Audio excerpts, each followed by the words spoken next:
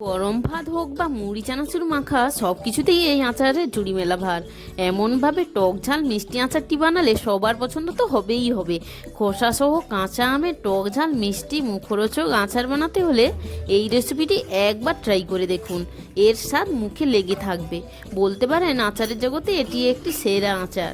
এই টক ঝাল মিষ্টি চটপটা মুখরোচক আচারটি বাড়িতে একবার বানিয়ে সারা বছর সংরক্ষণ করে রাখতে পারবেন। আর আচারটি সংরক্ষণের জন্য বিশেষ কিছু টিপস আপনাদের আমি বলে দেব। আমি অমৃতা আপনাদের সামনে হাজির হয়েছি অমৃতা রান্নাবান্না চ্যানেল থেকে। তো আচারটি বানানোর আগে আপনাদের কয়েকটি টিপস অবশ্যই বলে দিচ্ছি।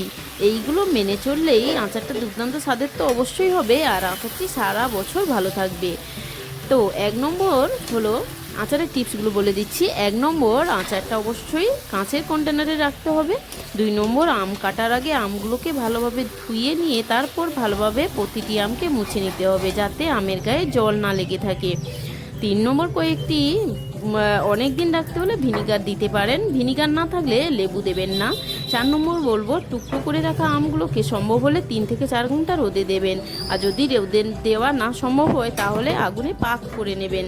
5 নম্বর, আচারটা গরম অবস্থায় কন্টেনারের মধ্যে রাখবেন না।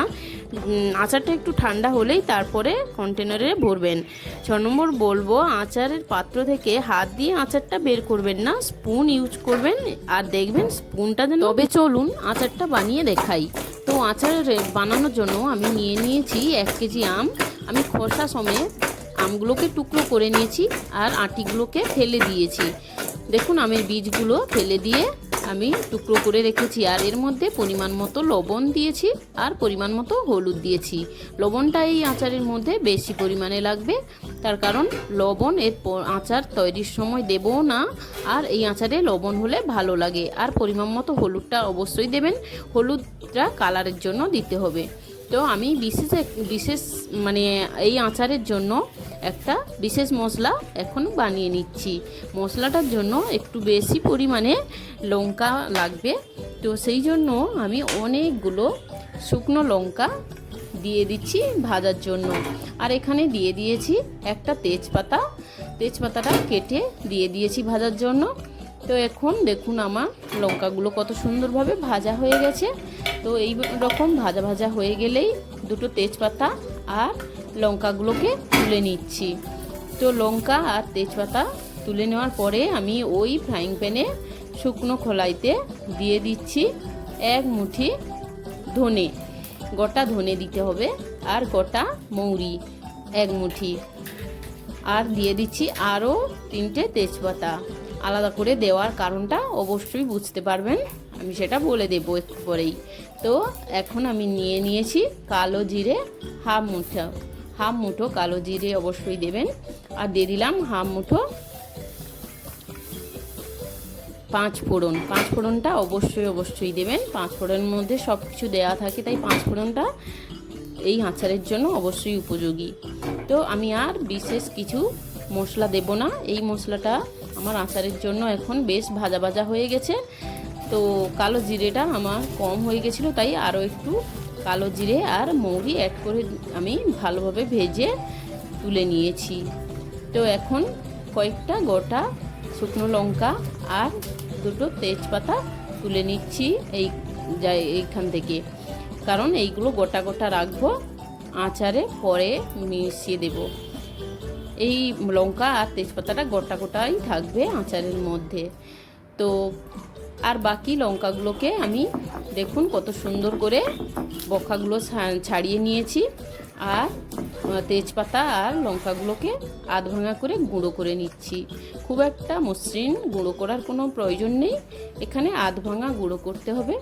এই আচারের জন্য আধ ভাঙা গুঁড়োটাই বেশি ভালো লাগে। এই আচারে সব কিছু মশলা আধ ভাঙা করেই করতে হবে। যদি আপনারা মিক্সিতেও গুঁড়ো করেন তবু কিন্তু পুরো মসৃণ করে গুঁড়ো করবেন না, কারণ যখন আচারটা খাওয়া হবে এই মশলাগুলো মুখে পড়লে বেশ ভালো লাগে আর মশলাগুলোর টেস্ট ভালোভাবে পাওয়া যায়।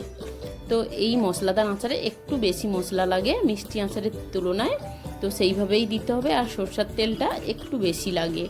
সর্ষের তেলে ডুবিয়ে রাখলে অবশ্যই তেল আচার ভালো থাকে। তো আমি এটা তেল আচার করছি না, এটা মশলা আচার করছি। এই আচারটা তেল আচারের তুলনায় কম তেল দেব, কিন্তু মিষ্টি আচারের তুলনায় একটু বেশি তেল দেব। তো এখন আমি আমার তেলটা খুব ভালোভাবে গরম করে নিয়েছি। গরম হয়ে গেছে কিনা দেখানোর জন্য আমি দিয়ে দিয়েছি একটা মৌরিটা দেখুন কত সুন্দর ভেসে উঠেছে।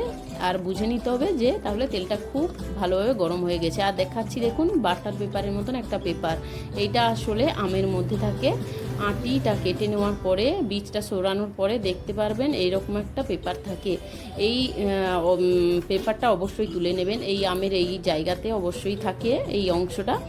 এই বাটার পেপারের মতন এই পেপারটা অবশ্যই তুলে দেবেন, তাহলে আচারটা খেতে ভালো লাগবে, না হলে মুখে পড়লে ভালো লাগবে না। তো অবশ্যই তুলে নেবেন।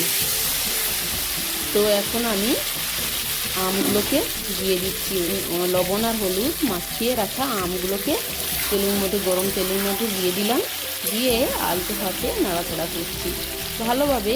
এই আমগুলোকে নেড়ে চেড়ে নিতে হবে।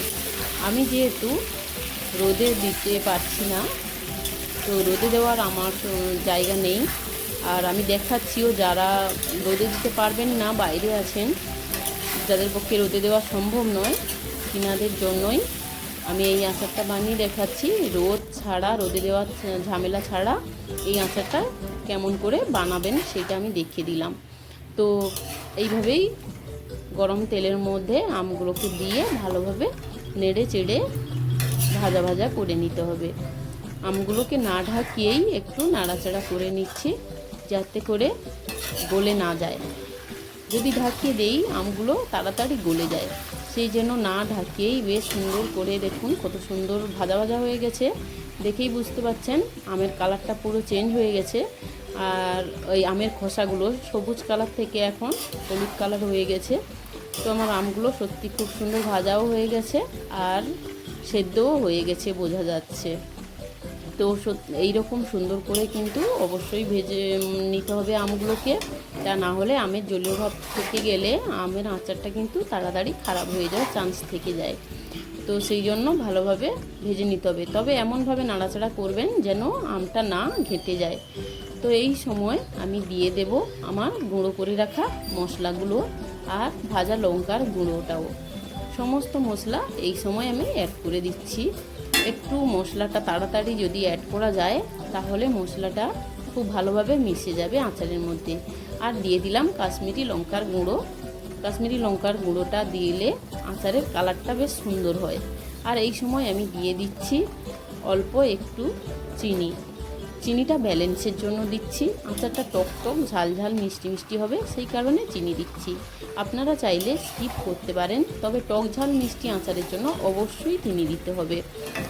তো আমার আচারটা টক ঝাল মিষ্টি করব, তাই আমি সব কিছুই দিয়ে দিলাম। আমটা টক আর দিয়েছি চিনি আর লঙ্কা। তো সমস্ত মশলা দিয়ে আমি বেশ সুন্দর করে নেড়ে চেড়ে নিচ্ছি আলতো হাতে।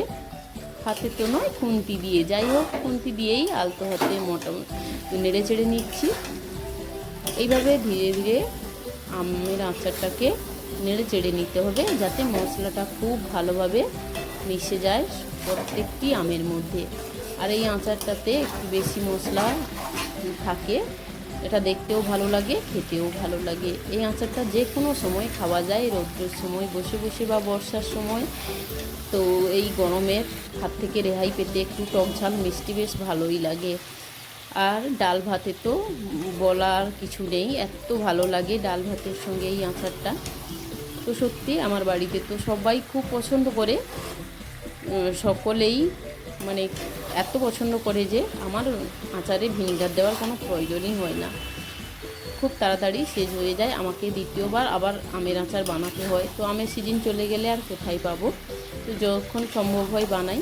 তো আপনাদের দেখিয়ে দিচ্ছি আর বলেও দিচ্ছি যে একটু বেশি করে বানিয়ে রাখবেন, যাতে পরে আর মনে হয় না যাচ্ছে আর কোথায় আম পাবো আর আচার বানাবো। এই আচারটা এত ভালো যে আপনাদের বারবার খেতে ইচ্ছে করবে। আর খুব সহজেই বানানো হয়ে যায়, বিশেষ কিছু মশলা লাগে না। আপনারা তো দেখলেন। তো আচারটা নেড়ে চেড়ে খুব সুন্দরভাবে মিশিয়ে নিচ্ছি আমি এখনও পর্যন্ত। এই পর্যায়ে আপনারা টেস্ট করে নিতে পারেন আপনাদের আমের মধ্যে সব কিছু ঠিকঠাক আছে কি না, টক ঝাল মিষ্টি। যদি আচারে লবণ কম থাকে এই পর্যায়ে লবণটা দিয়ে দিতে পারেন। আর আমার আমের আচারটা পুরোপুরি রেডি। আমি হাত দিয়ে দেখে নিলাম যে আচারটা পুরো ঠান্ডা হয়ে গেছে কি না। তো আচারটা আমার ঠান্ডা হয়ে গিয়েছে। এখন আমি নিয়ে নিয়েছি একটা কাঁচের কন্টেনার। তো এর মধ্যে আমি আমার আমের আচারগুলো ঢুকিয়ে দিচ্ছি। প্রত্যেকটি আম এর মধ্যেই ভালোভাবে ঢুকিয়ে নিচ্ছি। আর এখন দেখো বেশ ঝাঁকিয়ে নিচ্ছি জারটাকে। এইভাবে ঝাঁকিয়ে ঝাঁকিয়েই আমের আচারটা ভরলে আমের আচারটা যেমন বেশি ঢোকানো যায় আর তার থেকেও বেশি উপকার হয় যে এর মধ্যে কন্টেনারের মধ্যে যে হাওয়া বাতাসটা থেকে যায় সেইটা বেরিয়ে যাবে, তাহলে আচারটা তাড়াতাড়ি নষ্ট হবে না। এই জন্য অবশ্যই ঝাঁকিয়ে ঝাঁকিয়ে আপনারা রাখবেন, গ্যাপ রাখবেন না। তো এইভাবে করে আমি আমার আমের আচারটা পুরোপুরি ঢুকিয়ে নেব। পুরোপুরিভাবে ঢুকিয়ে নিয়ে তারপর পুরোপুরি ঠান্ডা না হওয়া পর্যন্ত একটা কাপড় মুখে বেঁধে কিছুক্ষণের জন্য রেস্টে রাখবো। পুরোপুরি ঠান্ডা হলে আমি ঢাকনা চাপিয়ে। বন্ধুরা, এইরকম সুন্দর রেসিপি পেতে অমৃতা রান্নাবান্না চ্যানেলটি সাবস্ক্রাইব করে পাশের বেল বাটনটি প্রেস করে রাখুন। আর রেসিপি ভালো লাগলে অবশ্যই লাইক, কমেন্ট ও শেয়ার করে পাশে থাকবেন। ফিরে আসছি পরের রেসিপিতে। ততক্ষণের জন্য ভালো থাকবেন, সুস্থ থাকবেন। তো আপনাদের যদি এই রেসিপি ভালো লাগে, আপনারা এর পরে আর কি রেসিপি আমার থেকে দেখতে চান অবশ্যই কমেন্টে সেটা জানাবেন। আর কমেন্টে বলবেন এই আচারটি আপনাদের কেমন লাগলো। অবশ্যই একবার বানিয়ে খেয়ে আমাকে কমেন্ট করে জানাবেন। টাটা, সবাই সুস্থ থাকবেন, সবার সুস্থতা কামনা করছি। সবাই দেখুন আচারটা কত সুন্দর হয়েছে। এইভাবে বানিয়ে অবশ্যই সারা বছর রেখে দিতে পারবেন আর অবশ্যই করে সবাই খেতেও পারবেন খুব মজা করে। একবার বানিয়ে দেখুন, বাড়ির সকলের কাছে অবশ্যই প্রশংসা পাবেন। তো আজকের এই পর্যন্ত, দেখা হচ্ছে পরের কোনো রেসিপিতে। অবশ্যই আপনাদের পছন্দ মতো রেসিপি কমেন্টে জানাবেন, আমি সেই রেসিপিটাও অবশ্যই আনার চেষ্টা করব।